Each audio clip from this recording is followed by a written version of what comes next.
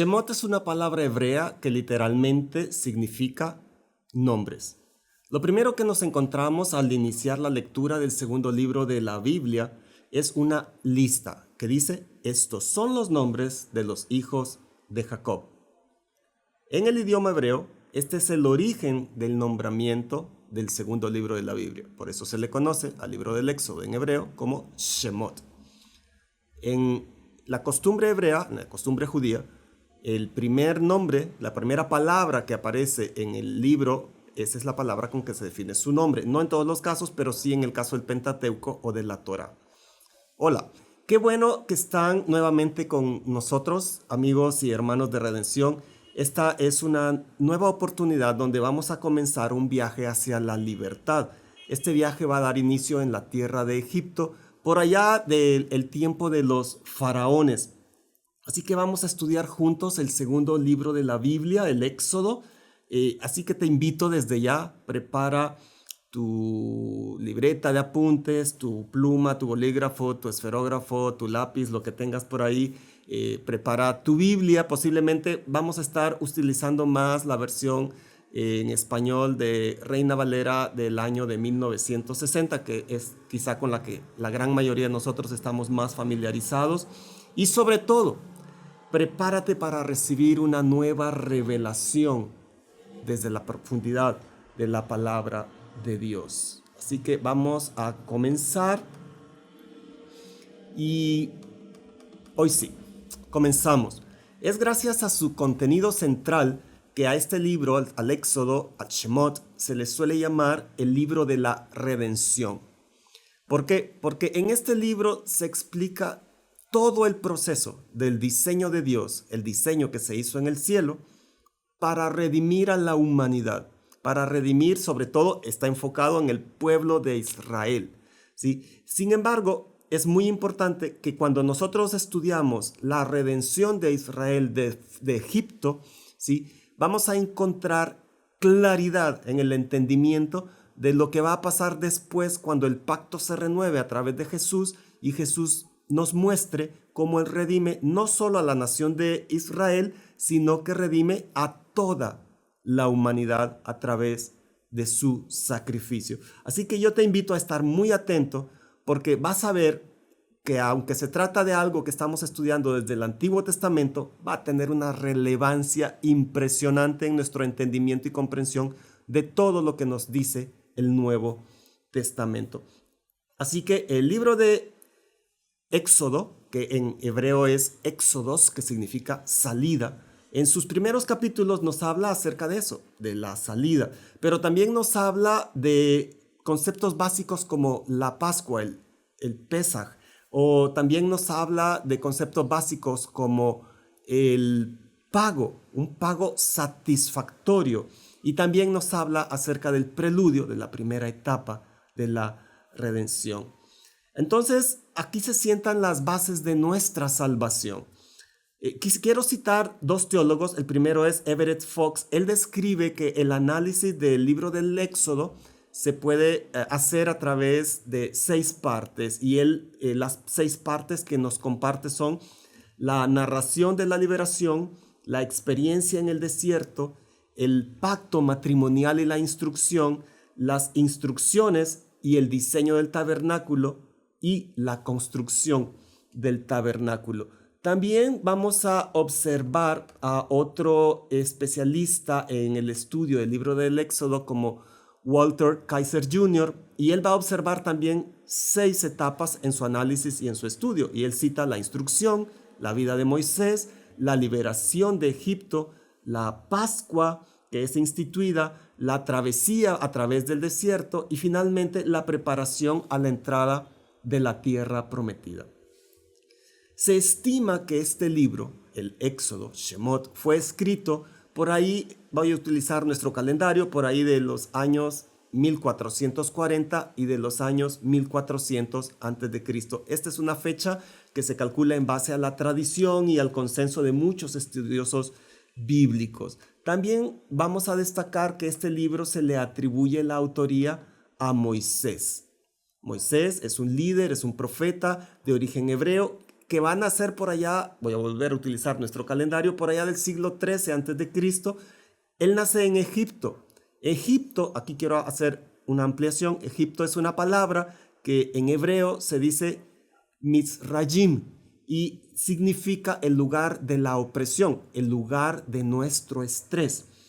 Es el segundo de 5 libros que forman un cuerpo conocido como el Pentateuco, en hebreo también se conoce como Torá, o instrucciones o enseñanza, y es la continuación directa del primer libro de este grupo de 5 libros que se conoce como la Torá. Moisés es conducido por Dios para liberarnos, para liberar al pueblo hebreo del periodo de esclavitud que ellos experimentaron en Egipto. Moisés también recibió 10 mandamientos de parte de Dios en el monte Sinaí. Y Moisés también es la persona que va a liderar a los israelitas durante todo su trayecto, durante toda su travesía, durante el desierto, hasta llegar a la puerta de la tierra prometida, ya de regreso a Israel, la tierra que Dios le había prometido a los patriarcas y a Abraham. Así que a Moisés también se le atribuye la escritura y la autoría de estos primeros 5 libros de la Torá, del Pentateuco, en nuestras Biblias. Su vida está rodeada de milagros, está rodeada de prodigios y tiene un legado que va a perdurar hasta los días de hoy. Para nosotros es muy importante, es muy valioso conocer la vida y la obra de Moisés. Y el libro del Éxodo nos va a permitir conocer a Moisés a través de su liderazgo, a través de sus cualidades de legislador, a través de la profecía que Dios le va a compartir y que Moisés a su vez le va a compartir a los ancianos, a Faraón, al pueblo hebreo, al pueblo egipcio, a todos nosotros en general. El nombre Moisés va a provenir de una palabra hebrea que se conoce como Moshe. Y el significado de Moshe es extraído de, sacado de. Esto está relacionado con la primera infancia de Moisés. Recordemos que Moisés fue sacado literalmente de las aguas del río Nilo. Y quiero más o menos hacer una línea de tiempo para que nos vayamos ubicando en dónde estamos en el tiempo. Sí, desde la salida de Abraham, cuando Abraham tenía 75 años de edad, desde la tierra de Harán hasta la entrada de Jacob tenía 110 años de edad cuando entra a Egipto, ¿sí? Este periodo se calcula que duró 215 años. Para el momento en que Moisés va a nacer en Egipto, ya los hebreos han estado experimentando la esclavitud en Egipto por aproximadamente 64 años de dura esclavitud de parte de sus capataces egipcios. Bien, dentro de la estructura de Éxodo, desde el capítulo 1 hasta el capítulo 18, vamos a encontrar una primera parte que trata precisamente de la salida, éxodos en griego, del pueblo de Israel desde Egipto. Y vamos a ver una segunda parte en donde va a iniciar en el capítulo 19 y que nos va a llevar hasta el final, capítulo 40, con Israel alrededor del Sinaí. Y ahí Dios les invita a los hebreos, porque Dios había convocado a una reunión justo ahí, y lo vamos a ir aprendiendo paso a paso conforme avancemos verso a verso.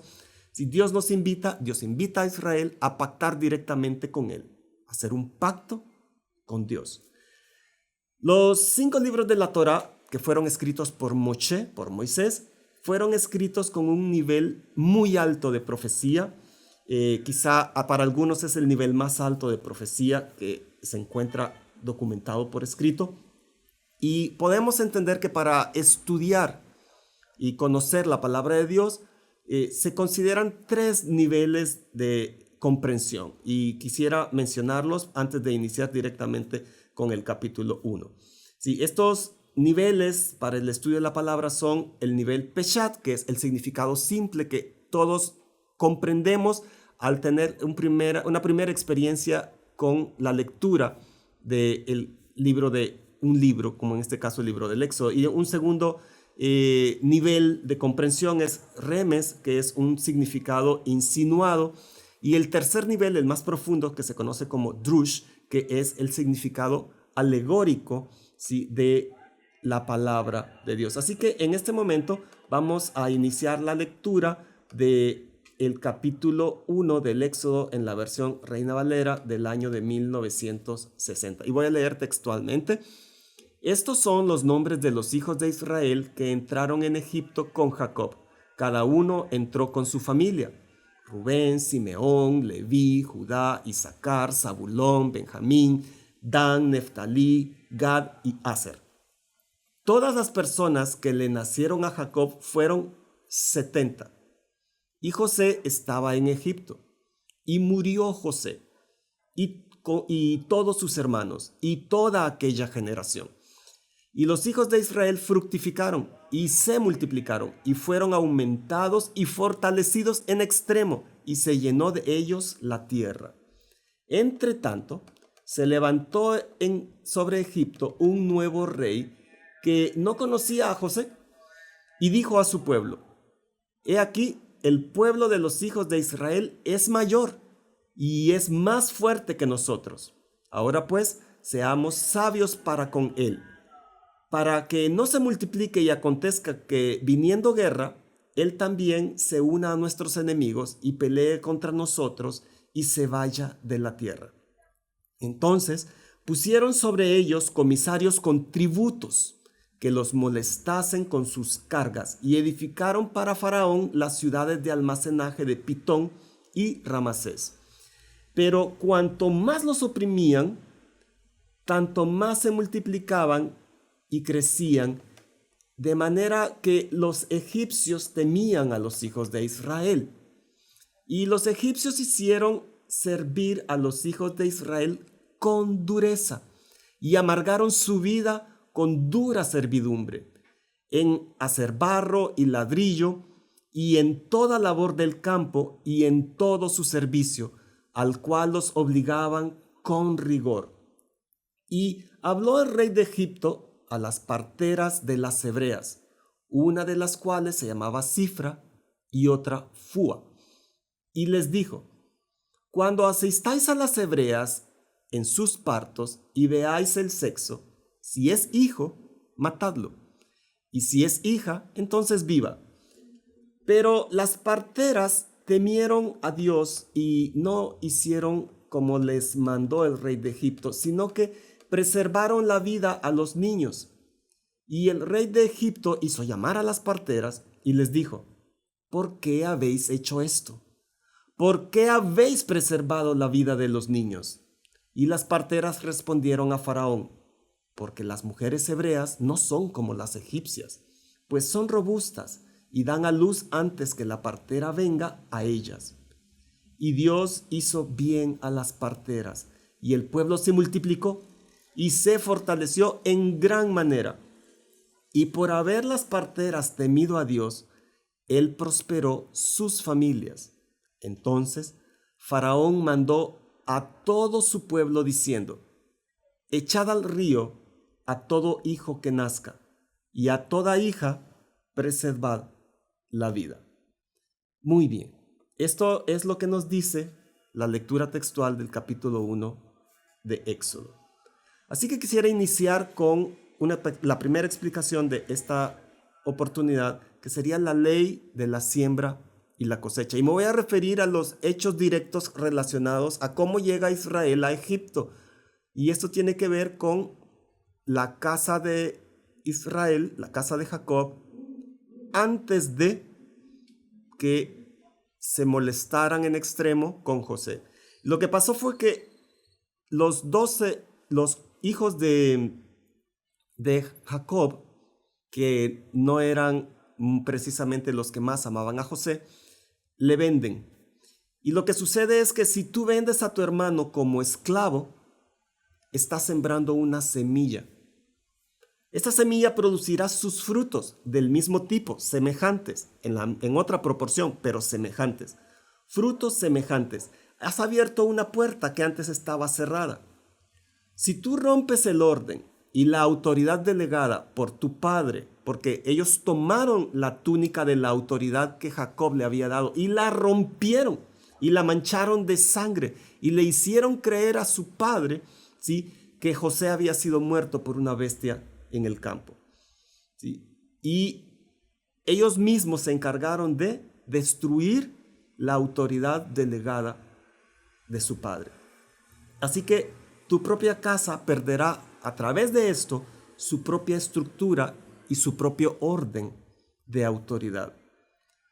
Y como has sembrado esclavitud en la temporada de cosecha, ¿qué vas a cosechar? Vas a cosechar esclavitud. Tú vas a recibir el mismo tipo de fruto según la semilla que has sembrado. Sembraste esclavitud, cosecharás esclavitud. José experimentó entre 12 y 13 años de dura esclavitud en Egipto. Así que los 12 hijos de Jacob, por esos 12 años, van a recibir 144 años de dura esclavitud. ¿Recuerdas lo que Dios le preguntó a Adán allá en Génesis 3:9? Dios le hizo esta pregunta. Pero Dios llamó al hombre y le preguntó, ¿dónde estás?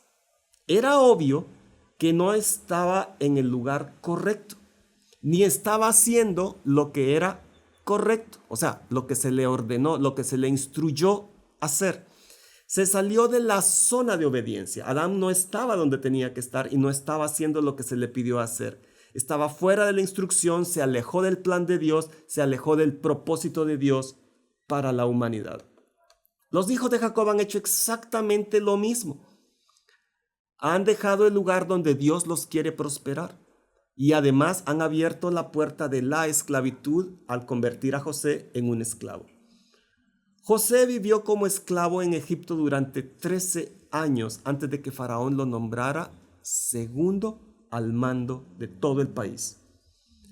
Según el relato de Génesis, José fue vendido como esclavo cuando tenía 17 años. Y José, según el Génesis, se convierte en el segundo al mando en Egipto, en el gobernador de todo Egipto, cuando tenía 30 años. Desde que José fue degradado a una esclavitud por parte de sus propios hermanos ante los comerciantes madianitas, hasta la salida de los hijos de Jacob, hasta el éxodo de los hebreos de la tierra de Egipto, se estima que todo ese periodo, desde el mismo día en que inicia el proceso de esclavitud de José, hasta la salida exacta en el Pesaj de los hijos de Israel de la tierra de Egipto, transcurrieron ni un día más ni un día menos, eso lo vamos a estudiar más en detalle, 450 años. Otra cosa que quisiera que pudiéramos analizar y estudiar un poquito es el significado simbólico y profético de los números que aparecen en este capítulo 1. Aquí vemos cómo aparece el número 12, los hijos de Jacob. Los hijos de Jacob salen de la tierra que Dios les entregó para administrar. Vamos a mantener el foco de nuestra atención en este número 12. 12 tiene un significado en la palabra que es gobernanza de Dios y estructura completa del reino. Están todos los 12 fuera del plan de Dios. Todos los hijos de Jacob han salido de la tierra que Dios le entregó a Abraham.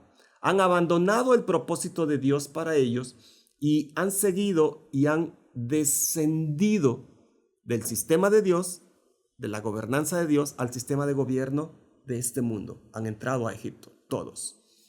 Los descendientes de Jacob, que descendieron desde la tierra de la promesa de Egipto, van a sumar 70. En esta lista de 70 se van a excluir a José. Acuérdense, José ya estaba en Egipto, los hijos de José que nacieron en Egipto y obviamente a Jacob, pues el texto bíblico nos dice que son los descendientes de Jacob, los 70 que entraron. En las versiones del texto del Shemot, del Éxodo, que son anteriores a la Septuaginta, si recordamos, la Septuaginta es una versión de la Biblia que pasa del hebreo al griego, ¿sí?, que se va a escribir en Alejandría. Sí. La Septuaginta nos dice que fueron 75 personas. La genealogía de Jesús, que nos comparte el Evangelio de Lucas, allá en Lucas 3:23 hasta el 38, ahí se nos muestra que entre Dios y Jesús existen 75 generaciones, hay 75 nombres citados en este pasaje. El número 70 por sí mismo va a significar plenitud. Estoy tratando de explicar el significado de 75. Solamente el 70 significa plenitud. El 5, ¿sí?, por sí mismo equivale a gracia. Ahora, si unimos estas dos, 75 viene a significar plenitud más gracia. O sea, la gracia en completa plenitud, asociado con que Jesús es la generación 75 desde la creación del hombre. El número 75 nos habla de los nuevos comienzos y literalmente 75 viene a significar redención. Esto nos anuncia que a través del Mesías habrá una redención, pero no solo para el pueblo hebreo, sino una redención mundial. Pasado el tiempo, la muerte alcanzó en Egipto a Jacob, pero alcanzó también a los otros hijos de Jacob. Murieron en total 13 personas. Jacob y sus 12 hijos. 13 personas. El número 13 nos habla de unidad. Dios sigue estando unido a su pueblo con el cual mantiene una promesa y un pacto. Es importante que entendamos que Dios sostiene las promesas porque existe un pacto. Los pactos son los que traen como paquete asociado las promesas. El que está fuera del pacto está fuera de las promesas. Así de simple. Para disfrutar de las promesas de Dios, yo tengo que estar incluido en alguno de los pactos. Así que vamos a continuar estudiando un poquito el significado de estos números en este capítulo 1. Si ya vimos que 75 significa gracia en plenitud. Y 75 fueron las personas que entraron desde Israel a Egipto, según las versiones del Shemot del Éxodo previas a la versión Septuaginta. Las promesas de Dios entregadas a Jacob no finalizan en el momento en que muere Jacob, porque Dios sigue estando ahí, Dios sigue existiendo, Dios es eterno. Así que como Dios sigue existiendo, las promesas de Dios continúan estando bajo su control y sus promesas siguen vigentes. Esa es la razón por la que observamos una explosión demográfica sorprendente, inimaginable de los descendientes de Jacob en la tierra de Egipto. Aunque lo vamos a ver más adelante, Dios está utilizando la abundancia de recursos que hay en Egipto como una matriz en donde entró un pequeño grupo, un clan, y se va a convertir el día de su salida, 450 años después, en una gran nación. Egipto funciona como una matriz. Por esta razón, observamos esa explosión de los hebreos en la tierra de Egipto, lo cual en sí mismo resulta ser maravilloso, pero vale la pena entender que esto no es el plan completo de Dios. ¿Sí? ¿Por qué? Porque estamos fuera de la tierra donde Dios los quería prosperar. ¿Sí?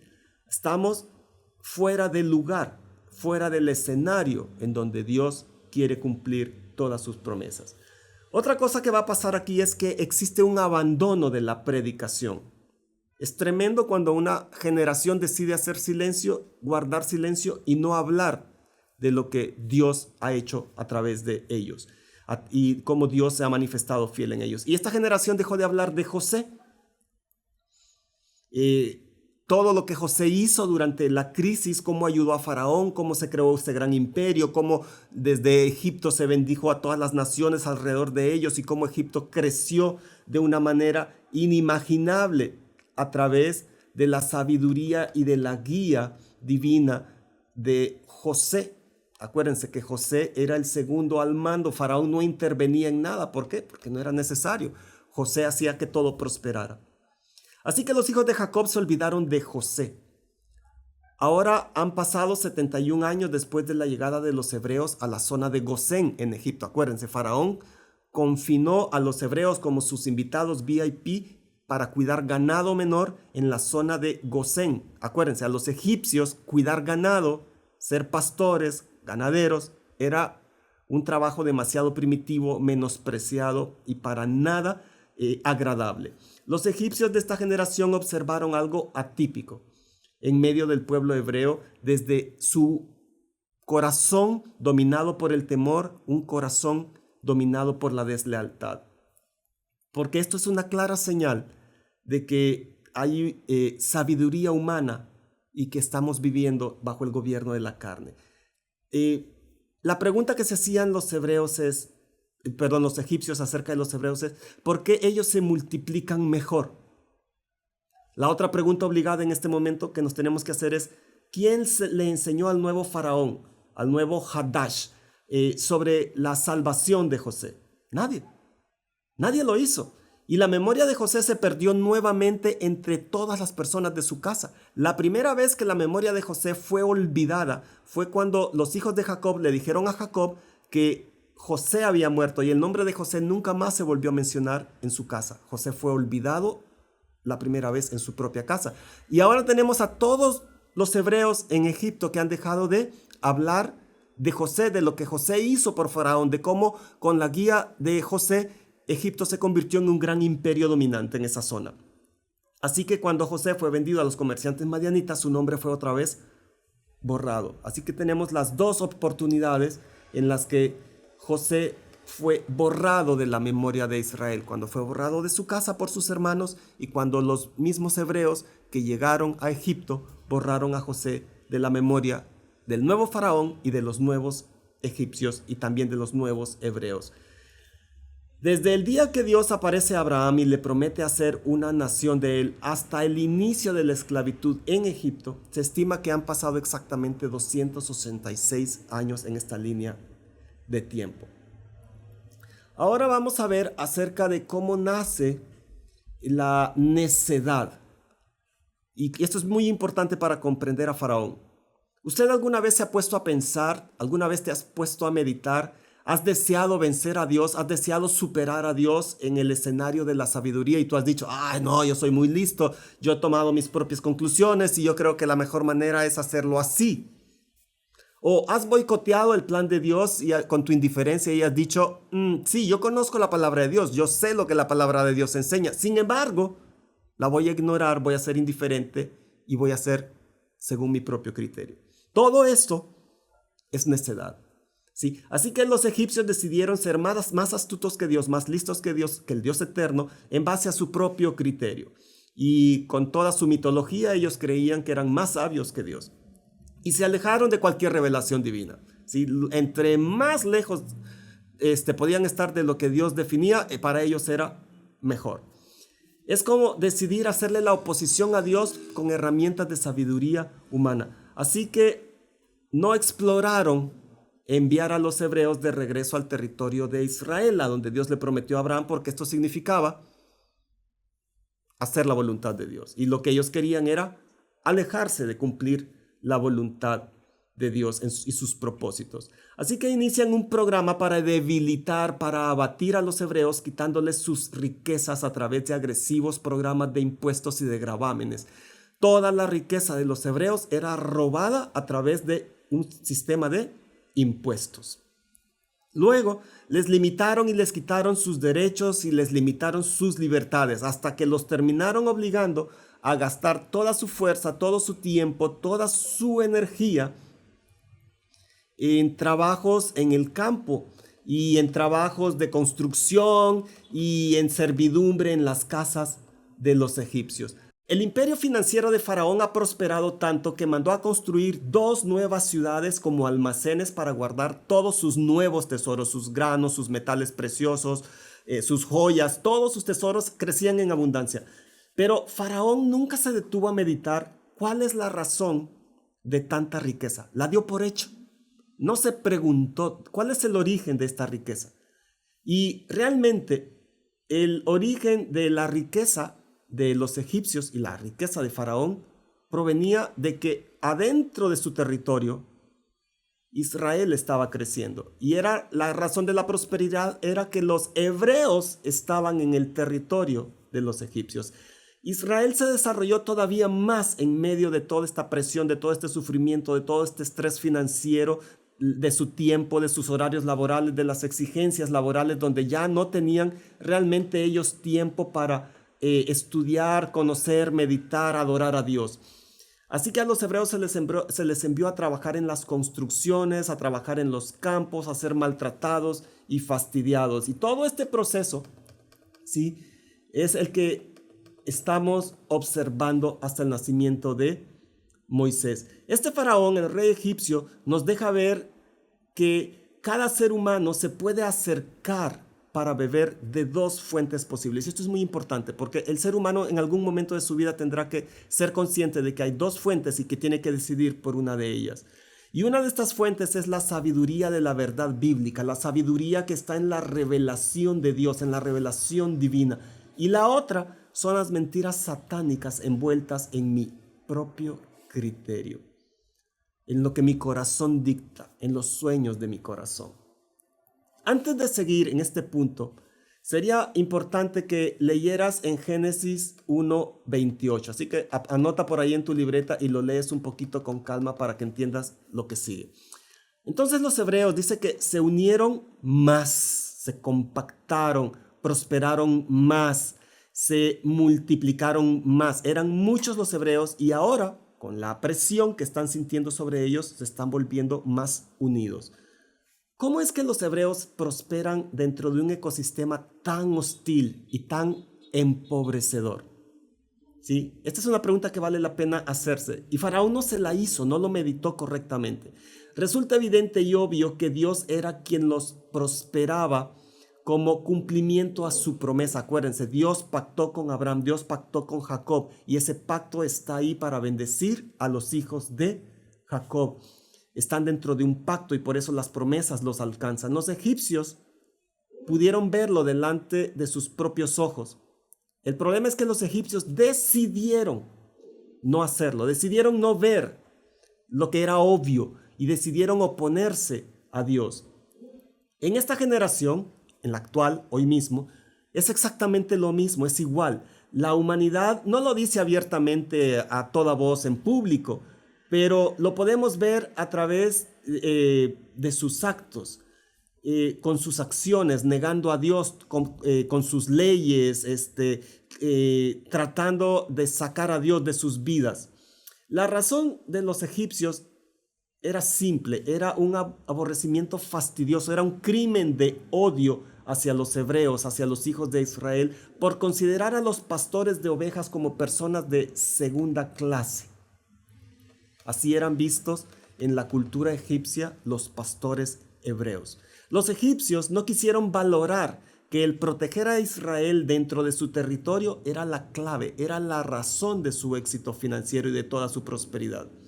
Lo más triste de esto no es la visión que tienen los egipcios del pueblo de Israel, es la visión que tienen los hebreos acerca de sí mismos. Es que los hebreos tampoco deseaban regresar a la tierra que Dios les había dado. Para adorar y para obedecer y para servir al Dios eterno. Esto es lo más triste de toda esta situación. Así que ambos, tanto los egipcios como los hebreos, le están haciendo oposición a la voluntad de Dios, pero de maneras completamente distintas y diferentes. Aquí hemos adoptado la necedad, hemos negado la verdad y estamos buscando oponernos a Dios a través del boicot y a través de la desobediencia. Vamos a estudiar un poco acerca de un término que se utiliza mucho en el capítulo 1 de Éxodo, que es abad, abodá. Tiene que ver con la servidumbre. Es una palabra que se repite muchas veces en este capítulo. A quién sirves va a determinar la naturaleza de tu servicio. Si sirves a un humano, con mentalidad humana, o si sirves a un Dios, con reglas del reino de Dios. Eso es lo que determina tu servicio. En Egipto había dos mujeres y a partir de ahora quiero mostrarles a este primer grupo de dos mujeres que tenían por profesión ser parteras, yalat. La tradición suele decir que estas dos mujeres, dado el trabajo que ellas hacían, ser parteras, eran mujeres estériles que no podían dar a luz, que no tenían hijos propios. Una de ellas fue Shifra. Shifra, si lo traducimos al español, su nombre significa adorno hermoso. Y la segunda de estas parteras en Egipto era Puá, que si lo traducimos significa brillante. A pesar de que el mismo faraón en persona se encargó de intimidarlas, ellas tomaron una decisión: no obedecer a Dios, porque había una persona y una ley más alta, que es la ley de Dios, y decidieron obedecer primero a Dios antes que a Faraón. Ellas son personas radicalmente respetuosas y temerosas de Dios. Valoraron la ley de Dios como una ley mucho más alta que las órdenes imperiales de Faraón. A pesar de ser una orden formal de todo el imperio, ellas todavía pueden escoger, tienen la libertad para pensar y para escoger qué es lo correcto que hay que hacer. Y decidieron no obedecer a la orden de matar a los bebés varones hebreos en el momento de su nacimiento. Obedecieron a Elohim, obedecieron a Dios, y con esto salvaron a los niños varones hebreos y se justificaron diciéndole a Faraón, es que las mujeres hebreas son más fuertes para dar vida. Esto es muy interesante porque lo podemos pasar leyendo rápido y no lo podemos ver, pero se trata de que las mujeres hebreas son más fuertes al momento de dar vida. Y sus hijos nacen antes de que lleguemos las parteras y ya nada podemos hacer en el momento que llegamos. Dios es superior a cualquier ley humana, a cualquier ley del emperador, del rey, del faraón egipcio. En consecuencia, Dios las prosperó con descendencia por preservar la vida. Y sus nombres, es muy interesante porque sus nombres sí aparecen escritos en el capítulo 1 del Éxodo. Sin embargo, de Faraón solamente se dice Faraón y no aparece su nombre para que no se recuerde.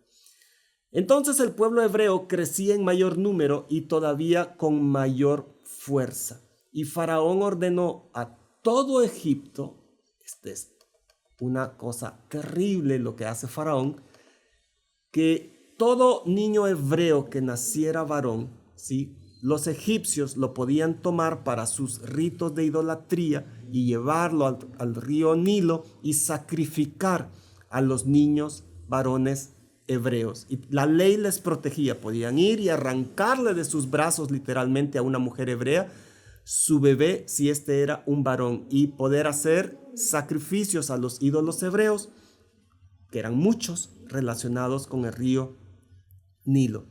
Y con todo eso, ¿sí?, las niñas iban a ser preservadas, las niñas hebreas iban a ser preservadas en Egipcio, pero al casarse con hebreos y al tener familia, al casarse con egipcios y tener familia con egipcios, su nombre iba a ser borrado de la tierra. Así que era una manera de exterminio de los hebreos dentro de la tierra de Egipto. Y recordemos que el nombre Egipto en hebreo significa Mizrayim, lugar de opresión, lugar de estrés.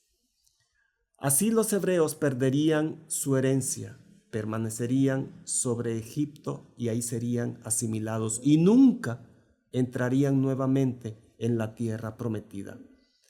Esto es muy importante. ¿Cómo trabaja Dios? Antes de una redención hay una fuerte oposición. Toma esto en mente. Ten presente esto. Antes de una gran redención va a haber una gran opresión. Hasta aquí hemos llegado con nuestro tiempo. Nuestro tiempo ha terminado y por ahora este es el final de nuestro estudio del capítulo 1 de esta semana acerca del libro del Éxodo. Espero que nos podamos ver nuevamente en el siguiente capítulo, en la primera parte del capítulo 2, y deseo que estés bien y que Dios te vea con ojos de gracia, redención. Hasta la próxima semana.